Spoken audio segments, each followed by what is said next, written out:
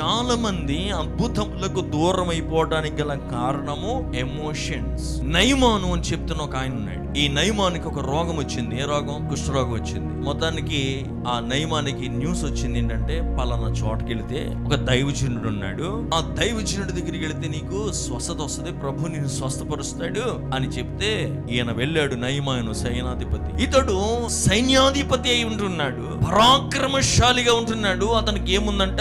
కుష్ఠరోగం ఉందంట. అయితే ఒక సమయంలో ఎలాంటి పరిస్థితి అతనికి ఎదురైందంటే, తన ఎమోషన్స్ వల్ల అద్భుతానికి దూరం అయిపోయే పరిస్థితిలోకి వెళ్ళాడు. దేవుని కృపను బట్టి మరలా అద్భుతం పొందుకునే అవకాశం వచ్చింది. ఫీలింగ్స్ కాదు చూసుకోవాల్సింది, ఫ్యూచర్ చూసుకోవాలి. ఎమోషన్స్ ఇవన్నీ ఏంటంటే ఒక ఫీలింగ్స్ కదా. కొన్ని వస్తువులు కొంటున్నప్పుడు దాని మీద ఒక మాట ఉంటది, హ్యాండిల్ విత్ కేర్. అంటే అర్థం ఏంటి?